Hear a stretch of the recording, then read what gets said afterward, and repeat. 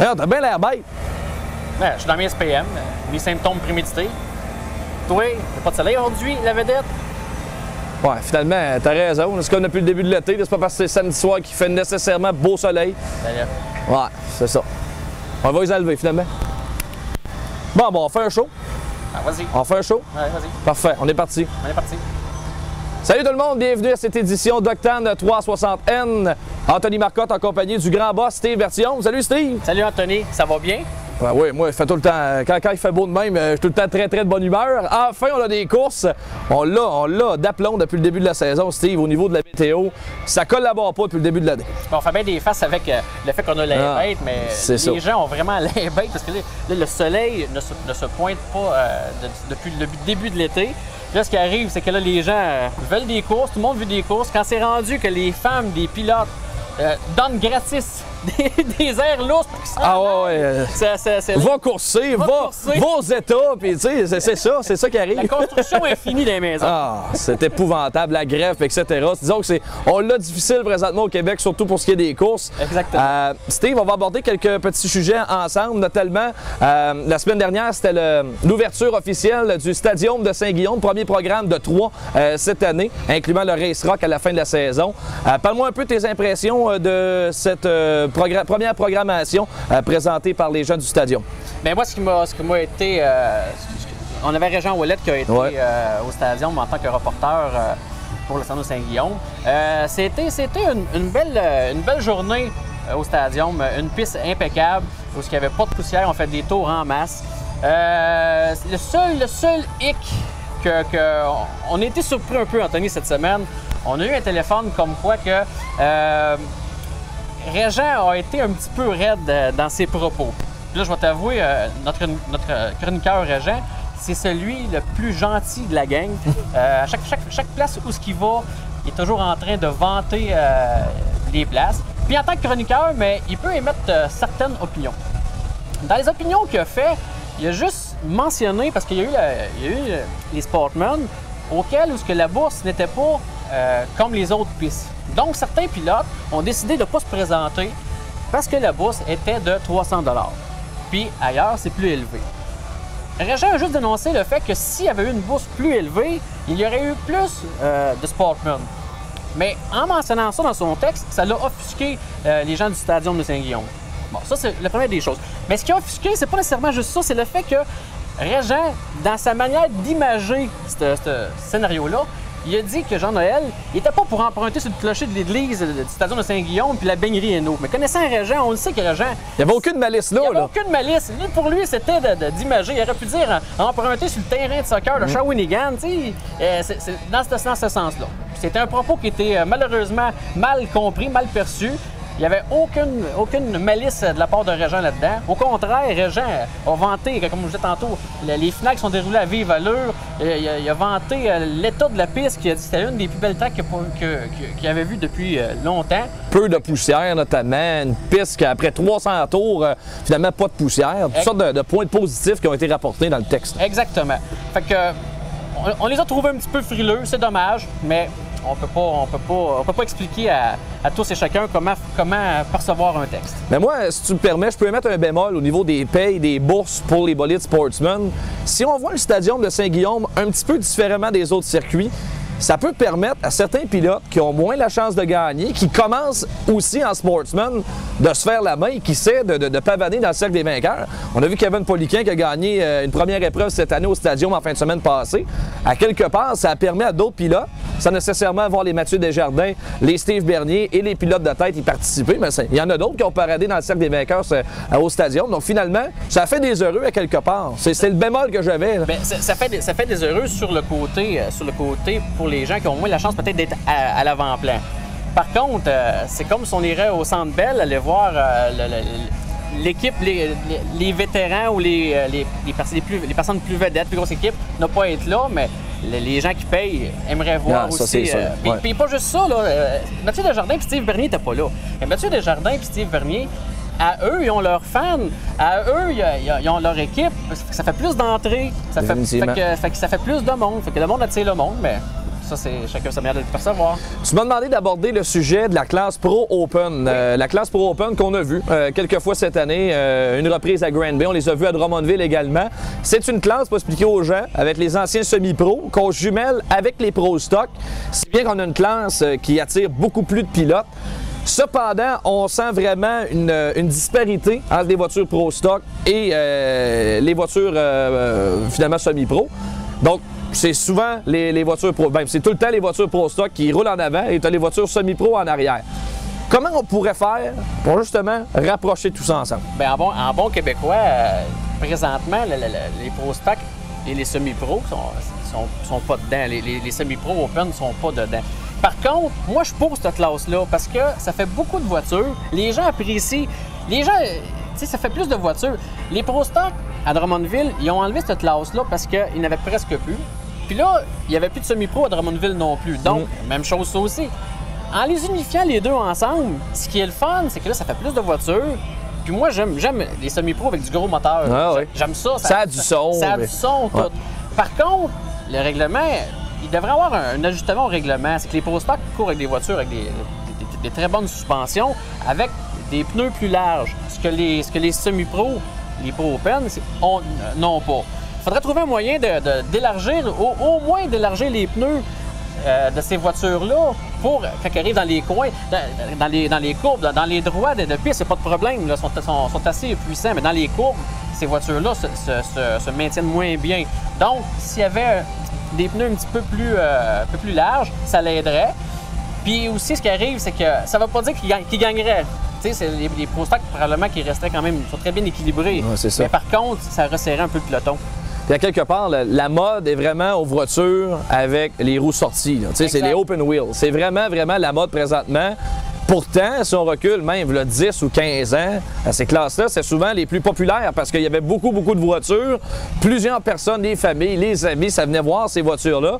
Mais là, tranquillement, on a senti moins de popularité. Et dernièrement, les open wheels, comme les sprint cars, les Lightning Sprint, qui ont pris énormément d'importance, même les Speed STR, la mode est rendue là. Il faut quand même se faire à l'idée quand même. Oui, c'est sûr qu'il faut se faire à l'idée. Mais il faut faire attention un petit peu aussi parce que ces classes-là, c'est des gars quand même qui viennent aux courses. Oui, définitivement. Il faut les respecter à quelque part. Ouais. Jusqu'à temps qu'à un moment donné, ils n'aient vraiment plus.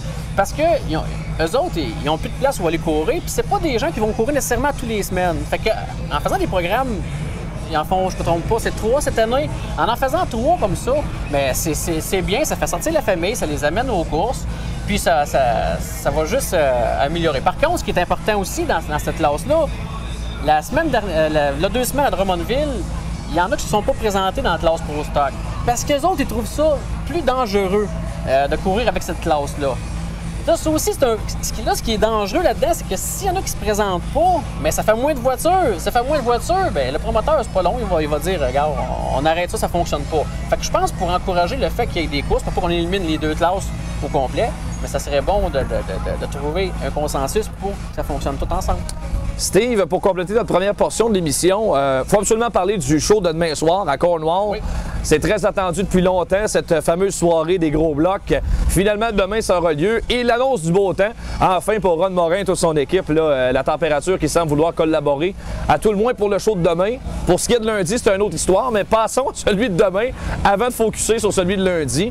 Parce que demain soir, ça sera un spectacle incroyable. On attend plusieurs gros blocs et ça, on rajoute ça sur un short track, plusieurs voitures de calibre en 3,58.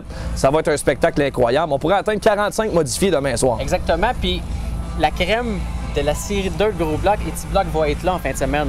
On parle de Stuart Friesen. Mais Stuart, lui, il course pour à Hull-du-Coron, puis en fin de semaine, ça a été cancellé. Fait que donc, la vedette de l'heure en gros bloc, Stuart Friesen, va être là. On parle de Matt Shepard, on parle de Bobby Varin, on parle de Danny Johnson qui va être là, Breton. Tous les gros noms vont être là. Puis ça va rappeler les anciennes années ici à Drummond où il y avait les gros Américains.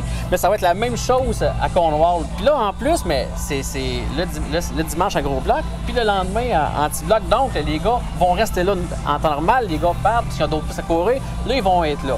Fait Ron va être très content en plus s'il fait beau parce que ça va lui faire du bien. Il y a 5 cancellations cette année, fait que lui, il est pas content de ça, ben. Fait que c'est sûr que là, avec ce show-là, ça va être merveilleux, ça va être un des bons spectacles de l'année. Et tu parlais de Stuart Friesen. Bon, ça, c'est une bonne nouvelle pour les pistes de chez nous, la piste de Granby, la piste de Drummond, qui va accueillir plus tard au mois de juillet cette série-là. Sur semaine, si Friesen est encore premier au fond de points, on va le voir chez nous. Et ça, c'est une bonne nouvelle parce que Friesen, non seulement il est populaire, il est canadien en plus. Exactement. Et c'est un pilote de fort calibre qui peut venir gagner ici. Donc, je sais qu'il y a beaucoup d'amateurs qui attendent avec impatience la chance de voir Stuart Friesen. Et s'il est ici, c'est une très, très bonne nouvelle. Il faut inviter les gens à venir les voir parce qu'on les voit pas souvent dans une année. C'est important d'aller les voir. Puis c'est des vedettes. Stuart Friesen, c'est la vedette depuis les 3 dernières années. Mais ça fait longtemps que Stuart course, mais dans son on appelle ça le pic, le montant le plus haut, c'est là présentement. Puis Stuart, on ne le verra pas souvent, là, mais là, il faut en profiter, il faut y aller le voir. Tout à fait. Puis, en tout cas, le lendemain, c'est la série 358, le lundi soir, et tous les pilotes qui sont là vont emmener leur voiture petit bloc le lendemain. Donc, ça aussi, le lendemain soir, s'il fait beau, encore une fois, évidemment. C'est tout le temps avec un bémol qu'on parle de la température cette année. Mais s'ils sont tous là, ça va être encore un gros spectacle le lendemain, parce que non seulement, il y a la série Pro Stock Dirt et la série Sportsman Dirt le lendemain. Donc, c'est 3 grosses classes dès le lendemain avec énormément de voitures. Les pluies vont déborder. Déjà que c'est pas facile de corder tout le monde à Cornwall, ça va être encore pire lundi. Puis ça, ben, c'est trop plaisir des amateurs. C'est un bon spectacle qui s'annonce. On a très hâte de couvrir ces 2 événements-là. Bien, Steve, aujourd'hui, à Drummondville, 2 fois 50 tours chez les modifiés. On a également la visite des Mod Light. Les Sportsmen sont là et les Lightning Sprint. Quel spectacle ce sera? Puis on aura l'occasion de revenir avec les gagnants des diverses catégories ce soir. Hey, pas de lunettes, tu fais bien ça, Anthony? Si tu me donnes l'occasion, je les mettrai plus tard pour le programme principal. On va regarder mon petit air. À tantôt. De retour à Octane 360N pour la portion d'après-course. Les entrevues qu'on réalise avec les coureurs soir après soir dans nos diverses catégories. C'est une soirée, encore une fois, très remplie à l'Autodrome Drummond. La première finale de la soirée, c'est en catégorie Mod Light. Leur première sortie cette saison à l'Autodrome Drummond. Et le gagnant, c'est un pilote recru. Première victoire en carrière. Le pilote de la voiture numéro 85, Richard Tessier. Et vous allez voir, c'est la même entrevue qu'on a fait devant l'estrade. On avait les 2 micros. On a fait ça à la bonne franquette. On vous envoie ça. On va s'approcher du gagnant Richard Tessier. Belle finale remportée par le 85. Richard, j'aimerais que tu nous expliques un peu comment ça se passait dans ta voiture. Une piste extrêmement collante. C'était compliqué à certains endroits pour vous sur la piste. Comment ça s'est passé dans la voiture? J'étais collant, puis il y avait quelques bosses par endroit, mais il n'y a pas de power steering. Après ça, c'est assez difficile de tenir ça droit. Mais ça a quand même bien été. Pour une première victoire, en tout cas, tu as eu un bon défi devant toi pour aller la chercher. J'aimerais que tu m'expliques un peu. Il y a eu un contact à un moment donné en milieu de course au 9e tour avec le numéro 52. Comment tu as vu cet accident-là de ton bord? J'avais l'intérieur, puis il ne m'a pas laissé. C'est lui qui il m'a rentré, il voulait me former. Mais on n'a pas formé. Il a été chanceux de rester dans la piste. Lui, il est sorti, mais malheureusement pour lui. On vous voit courir régulièrement au RPM Speedway à Saint-Marcel. De ton côté, c'est là aussi que ça se passe? Oui. C'est la 3e fois que j'embarque là-dedans. J'aime bien ça. Pour une 3e fois, tu as super bien fait ça. Félicitations, Richard. Merci. Richard Tessier, le vainqueur. On poursuit notre parcours des entrevues avec la 2e finale de la soirée de ce soir. C'était en Lightning Sprint. Belle finale, excitante, plusieurs accrochages, dont un accident spectaculaire dans cette épreuve qui a eu un blessé, notamment le pilote de la voiture numéro 6, René Couture, qui s'est blessé au bras, a dû être transporté à l'hôpital, ce qui a retardé un petit peu le déroulement de l'épreuve. Mais finalement, c'est le pilote de la voiture numéro 27, Mathieu Bourgoin, qui est allé chercher le drapeau à damier au terme d'une lutte à finir avec le 16 d'Éric Sodborg. On s'est même touché. On est revenu là-dessus un petit peu avec Mathieu Bourgoin. On vous laisse écouter ça. On va s'approcher de Mathieu Bourgoin, excellent vainqueur de cette finale de 25 tours. Mathieu, première des choses, je veux que tu reviennes sur la bagarre avec Éric Sodborg jusqu'à la fin. On s'est même touché à quelques reprises. Parle-moi de cette bagarre-là qui t'a mené finalement jusqu'à la victoire. Oui, c'est ça, c'était une très belle bagarre. Éric, je sais, il aime bien ça me confronter, puis ça a été clean à moitié. Puis ça a mal donné. À la fin, j'ai pas pu m'en venir sur mon pouvoir, le moteur il a éteint. Fait qu'il était temps que la course termine. En tout cas, ça a été spectaculaire jusqu'à la fin. Comment as-tu réussi à focusser après un long délai comme ça, après l'accident, pour aller chercher justement le drapeau à damier? Ben, l'important, c'est tout le temps rester mindé puis se dire qu'on veut gagner. C'est vraiment ça l'important. Fait qu'on focus là-dessus. Ben, Mathieu, félicitations. Ben, merci. Notre gagnant, Mathieu Bourgoin. Il vient de rapporter sa première victoire en carrière à l'Autodrome Drummond dans une voiture Sportsman. Pilote de la voiture numéro 90, Danny Gagné. Félicitations, bienvenue sur notre plateau. Oui, merci. Danny, ça fait longtemps qu'on te voit courir ici, quelques années en Sportsman, quelques présences disparates. On ne te voyait pas nécessairement dans le fond de point, ce qui ne te permettait pas de partir dans des positions très avantageuses à chaque départ. Mais aujourd'hui, tu étais là jusqu'à la fin pour aller chercher la victoire. Ça doit être vraiment, vraiment satisfaisant pour toi aujourd'hui. Bon, toute l'équipe, on est satisfait. On a travaillé très fort pour en venir là. La dernière fois qu'on est venu, ça allait pas trop bien. La voiture n'était pas tout à fait à point. Mais aujourd'hui, on a trouvé le setup pour la track. C'est ce qui nous a amené à la victoire. Je t'ai posé la même question devant l'estrade. J'aimerais que tu nous rappelles un petit peu ce que tu nous as dit tout à l'heure. Je voulais te parler de ton père, Robert, qui a été un coureur émérite en Sportsman pendant plusieurs années.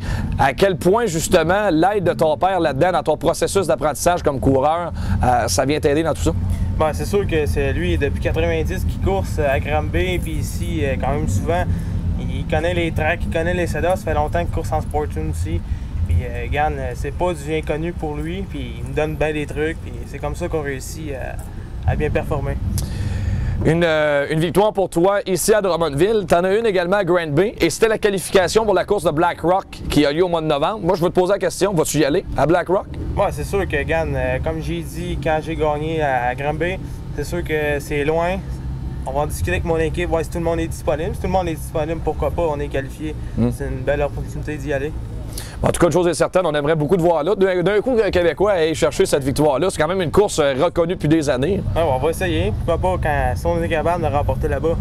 Absolument. Juste avant de te laisser, Danny, je sais que tu as eu une certaine rivalité, un petit accrochage avec Mathieu Laramé, pilote de la voiture 91 à Granby, un accrochage. Je sais qu'il t'en a voulu un petit peu. Est-ce que c'est réglé vos affaires? Est-ce que vous vous êtes serré la pince, réglé ça à l'amiable ou comment ça s'est passé? Moi, j'ai rien contre pour lui. Lui, je pense qu'il y a un petit peu pour moi, mais regarde, c'est pas grave, ça, c'est les courses. On s'accroche, c'est sûr qu'on n'est pas tous là pour s'aimer non plus. Hein. Ah non, ça c'est sûr, en tout cas. Mais il y a des belles amitiés, puis je pense que tranquillement, c'est une belle jeunesse qui s'amène présentement en Sportsman. Vous allez tous progresser ensemble, puis qui sait, peut-être tous vous voir en modifier un jour. Peut-être, c'est sûr que ça serait bien le fun, mais c'est une classe pas mal plus dispendieuse. Ça c'est sûr. Peut-être un jour. Bon, on te le souhaite. Félicitations pour ta victoire, puis on t'en souhaite d'autres comme ça. Merci. Danny Gagné, pilote de la voiture numéro 90. Pour parler à celui qui a terminé au deuxième rang dans la finale, le Sportsman de 25 tours, numéro 21, Jonathan Desilets. Bienvenue sur notre plateau. Merci. C'est une première pour toi de venir faire un tour sur le plateau d'Octane 360N. Belle position, tu termines deuxième aujourd'hui dans une finale qui a finalement été un petit peu plus accélérée en raison des drapeaux jaunes, mais tu avais quand même beaucoup de pression. Tu as mené plusieurs tours. Explique-moi un peu comment ça s'est passé derrière le volant aujourd'hui. Oui, au début, j'avais peut-être un setup un petit peu pour virer en bas. Puis j'ai fait une coupe de tour au début en partant deuxième. Quand j'ai tombé premier, j'ai essayé d'aller en bas un petit peu, puis ça poussait du nez pas mal. Fait que là, un moment donné, ça a glissé, j'ai tombé en haut, je l'ai essayé. Puis il manquait un petit peu de gain, pogné le cut-off à cette bonne heure, mais on a réussi à tenir. En tout cas, c'est encourageant, même si on ne va pas chercher le drapeau à damier, de terminer deuxième, c'est encourageant pour la suite des choses. Oui, c'est sûr, avec l'accident de la semaine passée à Saint-Guillaume, on a taponné pas mal toute la semaine. On va remercier mon père qui est venu nous donner un gros coup de main. Alain Poirier qui vient débosser les taux, c'est arrivé une couple de fois cette année.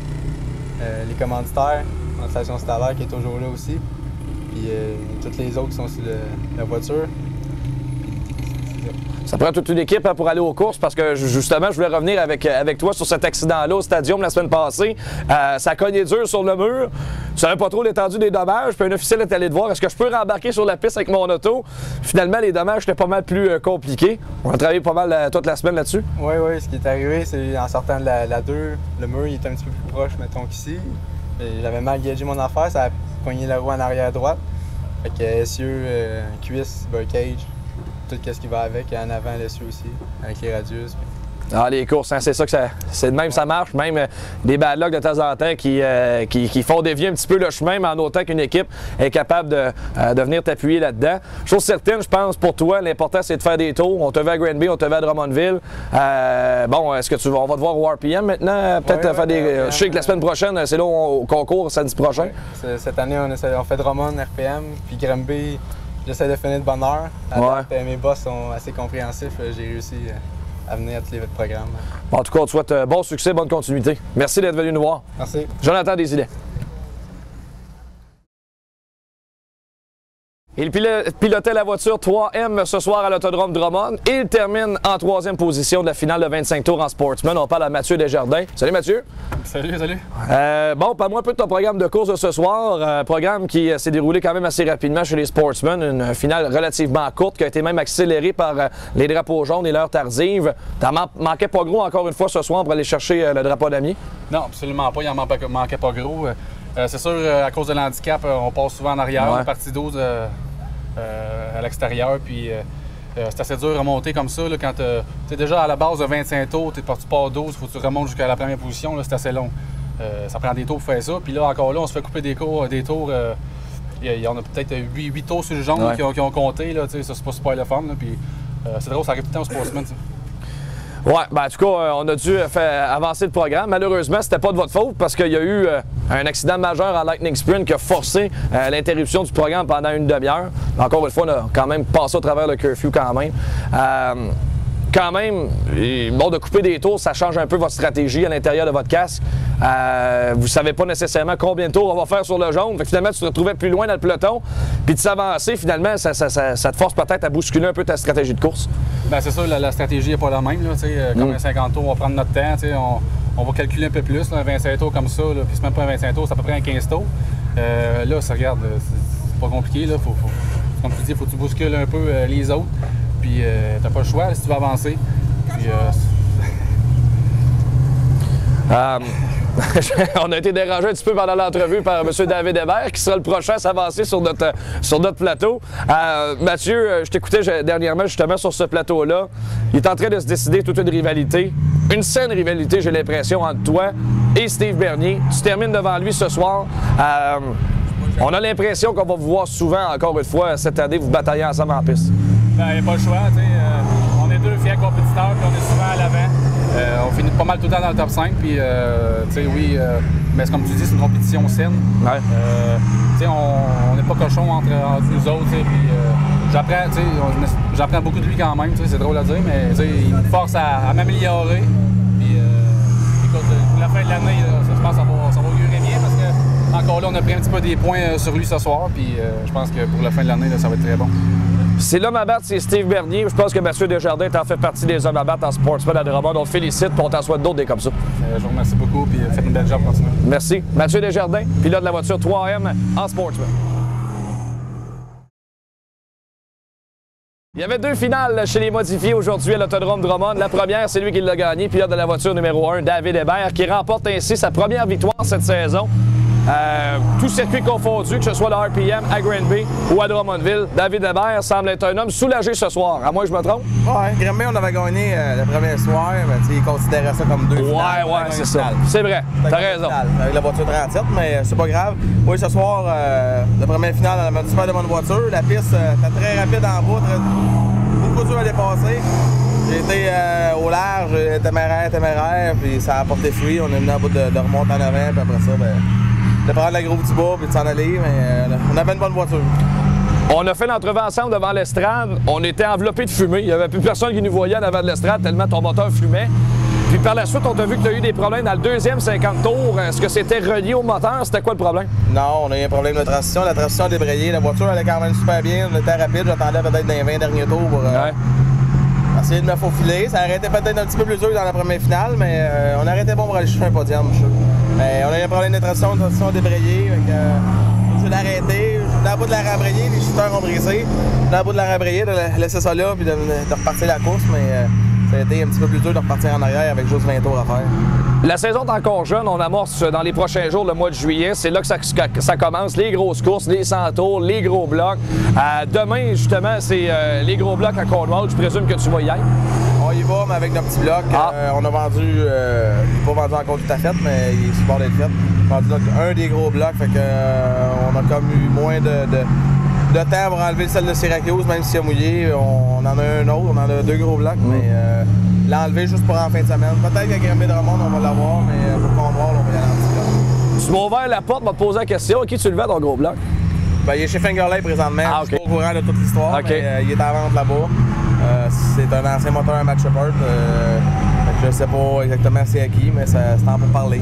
Très bien. David, justement, c'est le mois de juillet. C'est comme je te le disais, les grosses courses s'en viennent. C'est des courses que tu aimes gagner, que tu aimes rouler à l'avant-plan. C'est encore l'objectif de bien performer au mois de juillet parce que c'est le gros mois aux courses, finalement? Ben, on a tout le temps eu des bons mois de juillet. L'équipe de course 1, puis même mois de juillet, août, ça a tout le temps été des mois forts. Juin, on a toujours eu un petit peu plus de misère. Et ça l'a encore prouvé cette année, même avec le peu de nombre de courses qu'on a eu. On a eu des bris, les voitures allaient quand même, souvent étaient très rapides, mais c'est ça, des bris, mais on va s'en reprendre d'ici la fin de la saison. Je sais que les courses, évidemment, ça carbure au résultat, encore plus avec l'équipe du 1, probablement la seule business aux courses encore à l'Autodrome Drummond, les autres autodromes ici au Québec. De vous relancer comme ça au mois de juin, ça vous donne un air d'aller pour continuer. Ceux qui sont là depuis longtemps et qui sont condamnés à gagner, finalement, ça les recrinque un peu pour le reste? Non, c'est sûr que la victoire, ça a fait du bien. Ça remonte la morale à tout le monde. Non, les gars sont, j'appelle ça mes vieux retraités. Ils ont beaucoup de temps puis ils travaillent pas mal fort.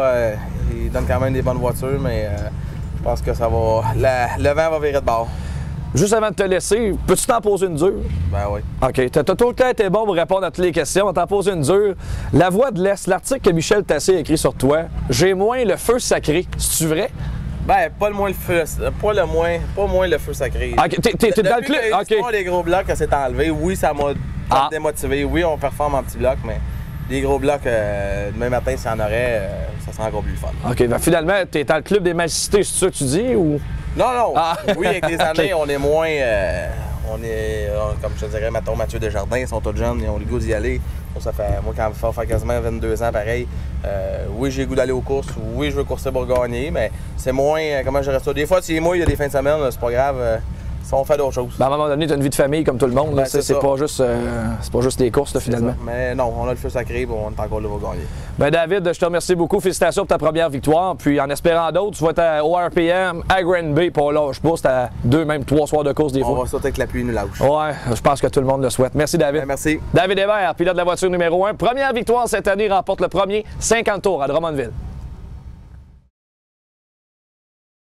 On s'entretient avec celui qui a terminé au 2e rang de la première finale de 50 tours chez les modifiés, le très sympathique Dominique Dufault, pilote de la voiture numéro 63. Un très bon programme pour toi, Dominique, ce soir. 2e dans le premier 50 et 6e dans le deuxième. Au niveau des points, là, ça te replace en bonne lutte pour le championnat. Oui, surtout qu'au premier programme qu'on a eu ici, on a eu un bris sur un amortisseur arrière. Fait que j'avais même pas fini la course, j'ai fini 23e. Fait que ça donne une bonne soirée, là, pour, comme tu dis, pour remettre les points à la bonne place. Parce que c'est une courte saison à Drummondville, on court aux 2 semaines, il peut y avoir des programmes annulés par la pluie, donc vous n'avez pas de temps à perdre. Là, vous devez sortir là, vraiment très fort à chaque programme parce qu'un programme perdu, ça peut faire très mal dans une course au championnat. Oui, puis surtout à soir aussi, c'est avec les sail panels. Fait on avait coursé l'année passée avec ça au RPM, mais ici la track est plus grande, puis ça n'a pas les mêmes ajustements. Au début de la soirée, dans le qualif, l'auto n'allait pas super bien. Mais après ça, ça allait bien. Parle-moi des sail panels. Tu m'ouvres la porte, justement. Je te pose la question. C'était quoi le feeling en arrière de la roue? Y avait-tu une vraie différence? Parce que vous avez couru avec ça au RPM, un plus petit tracé. Ici, à Drummond, on allonge un petit peu plus. La vitesse, les virages, comment ça se comportait dans la voiture? Oui, comme j'ai dit, ça a apparu. Il y avait beaucoup plus d'appui dans les coins. Puis, c'est sûr que la piste était collante en plus. Ça l'aidait pas. Mais on a réussi à faire les bons ajustements. En tout cas, une chose est certaine, vous nous avez donné encore un très bon show ce soir. On te félicite pour te replacer ici dans la lutte au championnat. Puis on t'en souhaite d'autres, des excellentes soirées comme ça. Merci beaucoup à vous aussi. Dominique Dufault, pilote de la voiture numéro 63, termine 2e dans la première finale, 50 tours et 6e dans la deuxième. On discute avec François Bernier, pilote de la voiture numéro 49 en modifié, termine 3e dans le premier 50 tours. Un premier 50 tours, François, où tu as eu l'opportunité, tu as mené plusieurs tours en partant. Par la suite, on a senti ta voiture peut-être un petit peu moins ajustée. Parle-nous un peu comment ça s'est passé dans le casque, dans la première course. Dans le casque, c'est sûr qu'il avait une bonne position de départ. On partait 5e pour la finale. Les occasions se sont présentées assez facilement, je te dirais. J'ai pas eu trop à forcer pour monter en avant, mais après ça, c'était de tenir la cadence qui était le plus dur. Parce que pas les meneurs d'ici, de Drummondville, partaient un petit peu plus loin. Fait que c'était sûr qu'à un moment donné, on était pour se rencontrer. Fait que, non, on avait une bonne cadence. C'est sûr qu'à un moment donné, les retardataires nous ont perdu un peu le momentum, puis peut-être la déconcentration, le fait qu'Hébert a passé un petit peu au large, inattendu. J'étais pour me glisser au large, puis il est pris avant moi. Fait que, non, je pense que les retardataires, c'est l'histoire de ma saison, mais on peut pas en vouloir à personne, et pas personne ne fait ça pour mal faire. Fait que, on prend notre 3e comme il faut. Tu es devenu coureur régulier cette année, vraiment, à Drummondville. Coureur régulier depuis quelques années maintenant à Granby, champion défendant lors des 2 dernières saisons. Sans dire que tu connais un mauvais début de saison, disons que les victoires viennent moins. Cette année, qu'est-ce qui peut peut-être justifier ça? Comment tu pourrais m'expliquer tout ça? Bien, les victoires, on a eu une demi-portion à Granby. Au moins, on a pu savourer un peu le damier. La compétition est forte. À un moment donné, tu peux pas te les gagner. J'ai fait 2 saisons, on se le cachera pas. Je pense que j'ai eu un DNF en 2 ans. Cette année, il faut croire que c'est pas mon année. Une fois à Granby, un accrochage avec le 47, impliqué dans un accident. Puis le deuxième coup, une crevaison au 2e tour quand on était meneur. C'est sûr que ça fait mal, mais de notre côté, un championnat, c'est long. Ça se gagne. Je l'ai vu il y a 2 ans, ça se gagne en dernière course. Fait qu'on désespère pas partout. On a une voiture super performante pour Granby. C'est sûr que pour Drummondville, les gars qui courent ici depuis quelques années, les Steve Bernard, David Hébert, Mario Claire, avant des à côté, je veux dire, ça va me prendre une coupe de tour de roue ici. On essaye des nouvelles suspensions un petit peu à l'essai, plus du côté de Drummondville. Je pense pas que ça porte fruit. Mais c'est rare, les courses, c'est un peu ça. Je pense que c'est plus d'adapter mon pilotage à les types de conditions de piste qu'on retrouve ici à Drummondville. Bien justement, tu m'ouvres un petit peu la porte. Plusieurs personnes disent « Ah, François Bernier, il est dominant à Granby, mais il n'a pas encore gagné ailleurs. » Comment tu prends ça, ces gens-là qui te disent ça? Bien, je prends ça. S'ils sont capables de faire mieux qu'ils viennent en arrière du volant, là, je veux dire, chaque pilote qui est ici, que ce soit le 30e ou le premier, il fait de son mieux, c'est sûr et certain. Là. Fait que c'est un peu comme une équipe de hockey. Il y en a qui sont bien bons local, puis il y en a qui perdent à l'extérieur, mais pourtant c'est en même place. Hein. T'as raison. Fait que c'est une adaptation, c'est de s'adapter. Il y a des coureurs qui courent plus ici qu'à Granby. C'est de connaître un peu le type de pilotage. Granby, je te dirais qu'il y a moins de secrets avec les années qu'on court là. Il n'y a pas de différence en tant que telle sur ma voiture de venir à Granby ou Drummond. Seule affaire, comme je t'ai dit, on était un petit peu plus à l'essai ici du fait qu'on courait peut-être un petit peu moins pour le championnat. Mais ça va se replacer, je suis pas inquiet. Petite dernière avant de te laisser, tu es allé courir à Volugia au mois de février passé. Je profite de ta présence sur notre plateau justement pour t'amener là-dessus. Tu as connu de bons résultats, ça t'a permis de rouler en gros bloc, tout ça. À quel point cette expérience-là à Volugia, en Floride, ça t'a fait progresser comme pilote? Bien, progresser. J'étais comme le petit nouveau parmi une meute de loups. Premièrement, j'avais jamais fait l'essai d'un gros bloc. Il y a quand même une bonne différence de puissance. De 2, c'est une terre qu'on connaît absolument pas, qui est la terre de Volugia. Puis c'est ça, c'était rouillé un peu de ta saison. C'était de commencer à faire des tours. Les 2 premiers soirs, je te dirais encore là que les setups de base qui m'avaient été transmis étaient plus ou moins bons. On est revenu plus à notre base connue pour les deux journées qui suivaient. Je pense qu'on a connu plus de succès dans les 2 dernières courses. Puis, on a vu que Crème tenait tête à des Matt Shepard, peut-être Breton qui est un petit peu à la part des autres. Là. On l'a vu dans la dernière finale, mais c'est sûr que si j'aurais la chance de la refaire là, cet hiver, n'importe quand. En tout cas, on va voir comment ton dossier va évoluer. Maintenant, les courses gros blocs s'en viennent. Il y en a une demain à Cornwall. Est-ce qu'on va te voir en gros bloc demain? Non, pas demain. On va me revoir en gros bloc au mois de juillet. Je crois ici à Drummondville. Puis, à Granby. À Granby. Puis revenir vers la fin de saison, je pense. Le Racemania. On va faire ces courses-là en gros bloc. Puis il n'y a rien qui dit qu'on ne sortira pas pendant ce temps-là. C'est parce que, tu sais, moi, j'ai juste une voiture. Hein. C'est ça. Changer ça, puis c'est compliqué en une nuit. C'est passer la nuit là-dessus, finalement. C'est pas des moteurs à 5 000 $. On parle de gros sous. Fait que d'installer ça sur un coup de tête, j'aime mieux prendre mon temps, installer ça comme il faut. Puis offrir des performances dignes de moi en gros bloc, c'est tout. Je pense que la décision est très sage. Merci d'être venu nous voir sur notre plateau. Merci beaucoup. François Bernier, pilote de la voiture numéro 49, en modifié. On s'entretient avec Danny Bilodeau qui termine deuxième dans la deuxième finale chez les modifiés ce soir. Très bonne performance pour Danny Bilodeau aujourd'hui. On la sentait venir, Danny, depuis quelques semaines qu'on te voit courir avec ton nouveau moteur, ta voiture. Ce soir, c'était vraiment sa coche, le 23. Oui, ce soir, tout était sa coche. On est tombé sur le setup pas mal de suite en partait. Les side panels, dans le premier, ça paraissait pas trop. Dans le deuxième, ça paraissait pas mal. Puis on est tombé dessus direct de tu es le patriarche de la famille Bilodeau maintenant parce que Danny courait tout seul, mais là, Madame Chantal, elle court elle aussi, Chantal ta conjointe, et ton fils Yann qui s'en vient aussi, les deux qui sont en Lightning Sprint. T'es chef de la famille, mais à quelque part, on te sent, tu te fais pousser dans le dos un peu. Il faut que tu performes, t'as pas le choix. Ouais, faut que tu performes. D'un autre côté, c'est ça, c'est l'ouvrage. Mon petit gars, il pousse, puis il veut, puis je pense qu'il a une bonne avenir. Il est craqué comme ça se peut pas. Puis, je sais pas, ça va bien me pousser à prendre ma retraite plus vite que je pense. Ou à l'inverse, ça te pousse à y aller aux courses parce que ton gars, lui, veut y aller. Ouais, mais s'il monte à un moment donné, ça va coûter cher, il va falloir couper à quelque part. Fait que, on sait pas, là, on va voir l'avenir, qu'est-ce qu'il nous réserve. T'as attendu longtemps après ce moteur-là. Bon, t'es encore dans la course au championnat ici à Drummondville, ça n'a rien changé. Mais il est arrivé en retard, le moteur. Parle-moi un peu de ton histoire du moteur. C'est flou un petit peu, là. J'aimerais que tu nous l'expliques.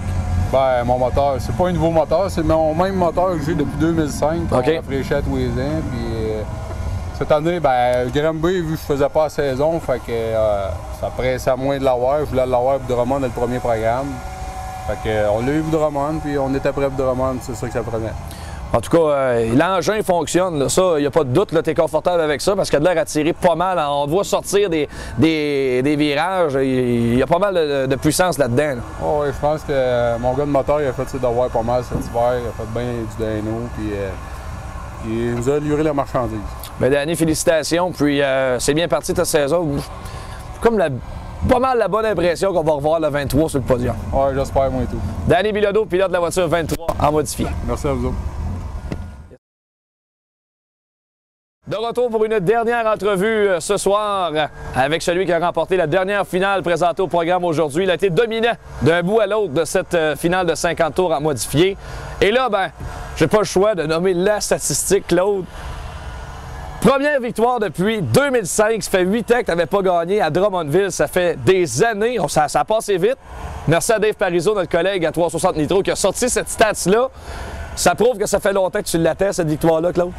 Il m'a dit, bien franchement, oui, ça fait longtemps. L'an passé, j'ai fini deuxième. Il me disait, la première est proche.